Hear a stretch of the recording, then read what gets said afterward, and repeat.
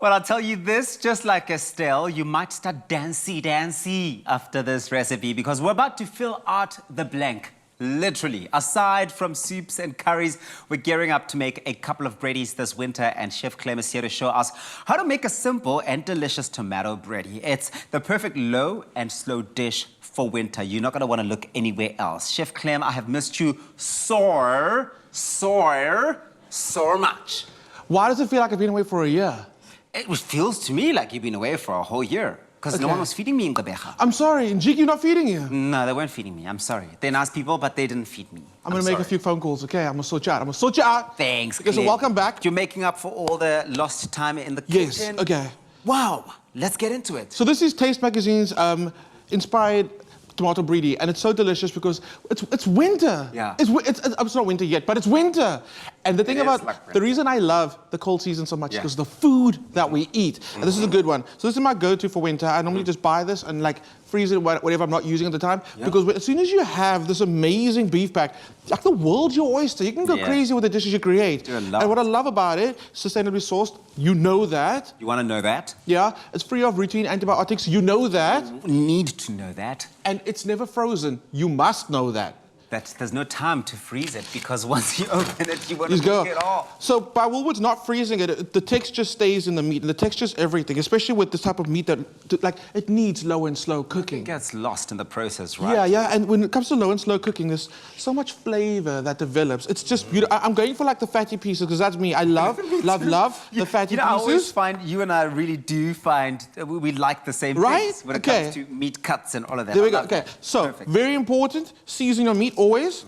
If you can do this like 10 minutes before the time, do it. Why? Okay, so when you see, as you add the salt, after 5 minutes, it's kind of shiny on the top. Okay, and it's not moisture that comes out the meat. That little liquid that comes out there actually helps the meat brown, and I mean brown. And when it comes to brown, you know that's the good chow down. Of course. If you get your meat nice and brown, that's what you're looking for. Yes, that's what you need to have. So what I don't like is when people cut the meat so small that it like falls apart in the pot, and you don't know like, are we making mince? Is it mince? No. Keep it chunky. That's your life motto. Right? Keep it chunky. Keep it chunky? Keep it chunky, because everybody likes a chunky monkey. Or chunky piece of... A chunky piece of meat.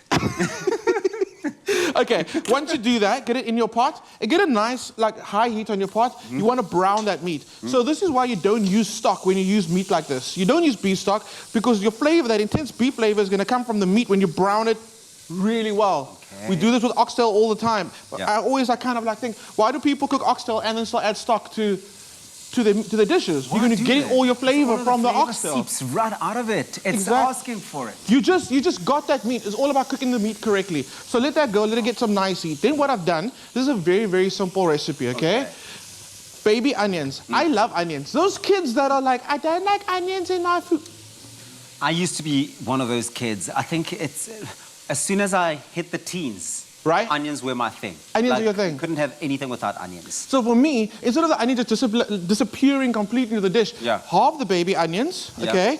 And it adds texture, it adds flavor, it adds another dimension to your dish you wouldn't normally have. That crunch. Think about when it's all done and you are eating that and you are getting the meat and you're getting the nice onion. You know, and the sweetness is amazing. So as soon as the onions go in, okay, I would normally just chuck a bay leaf in because you know the rule, once onions go into a pot, you go and find a bay leaf and the bay leaf goes in. Yes, they're together, always. Oh, okay, another thing, tomato bredie, a lot of pepper. Why? It's a signature flavor. You've got to have a lot of that pepper in there. Tomato bredie always with some pepper, okay. Always with pepper, okay, cool. Let that go for a bit. I'm gonna give it a good mix. Actually, no, I'm not gonna mix. I'm gonna let the meat properly brown at the bottom. Cool. Then, tomatoes. Yes. Very, very simple. I see you got a few of them here, peeled. Peeled. If you're doing a soup or a stew or a curry, instead of adding the tomatoes whole, rather take the skins off. While it cooks, if you don't, you kind of see the tomato skins ribbon off, and they don't break down. So here you're getting a beautiful velvety soft stew, and then tomato skin. The thing is, I find that maybe the heat also just doesn't sort of get into the tomato. It sort of just like plays around the skin, which you don't want. Don't play around the skin. No. So what you do is you score your tomato little cross with a sharp knife into boiling water for 30 seconds.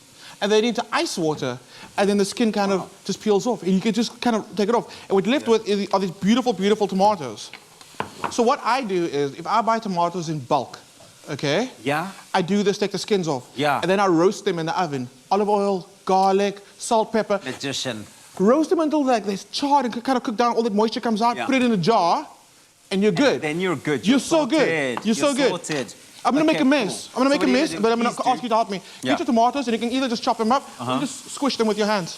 Squish them with your hands. That way, again, it keeps some texture. Are you gonna come it's step just in? I will not get tomato juice on you. You're gonna come step in? I need your help. Cool. All With right, the you need extra my help? cans. All right, cool. With the extra. Extra No. What do you I'll need? make the mess. You What? can get the cans for me. Okay, cool. Okay, I've already popped the lid for you. Okay. Get that into the pot. What is this? Still some tomato. Diced tomatoes. Diced tomatoes. Yeah, Woolies and the convenience factor. I mean, Right. always right at the top. Also, I love that. So, also, tomatoes. no tin opener needed. We don't do tin openers in 2021. Well, do you know how many times I've injured my Right? hand, the middle of my hand here, my palm, trying to break into a can? Those days are gone. It's not the 70s, guys. It's not the 70s. So, and a very important, this little bit of tomato sauce is left in there. Yeah. We don't waste that. Our mothers taught us better. Yeah, what are you Okay? gonna do with So, a little bit of water Yeah. in there. Get all that juice out the can and get it into the pot. We'll do the same with the other one. My Clem favorite- will stretch any bit of ingredient, and I absolutely love it. You Love have it. to. You have to. Can I get that spatula from you at the bottom Yes, there? sure, dude. So what we're going to do now is, my favorite thing, where there's a stew, I put it in the oven, and then I kind of forget about it.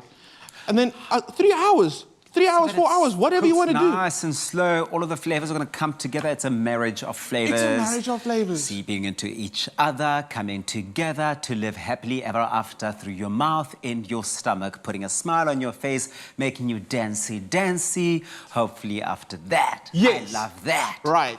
While that's in the oven, on the second tray, Yeah. roast some baby sweet potatoes, okay? Olive oil, salt, pepper, and add that to the dish. A little bit of sweetness. We always put potatoes in. Potatoes are a great way to make a meal kind of like go a little bit further. Yes. Sweet potatoes. We're not going to add sugar to that. The sweetness comes from the onion and the sweet potato.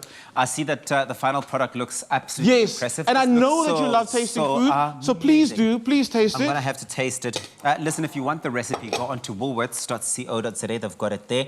I see some sweet potatoes there. Oh, okay. Coated nicely in the tomato.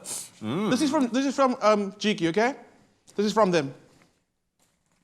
Right? You like it? You like it? Are wow. you happy? Are you smiling? This is life-changing. Now I get this you says pillow? welcome home. Get your pillow. Can I get Says your bed? welcome home. No, it's fine. Sure. I don't want to talk anymore. Oh. Chef Clem, thank you. You've been fantastic. I'm going to eat now, yeah? Woolworths.co.za is the website for the recipe. There's a recap. Check it out. I'm not talking.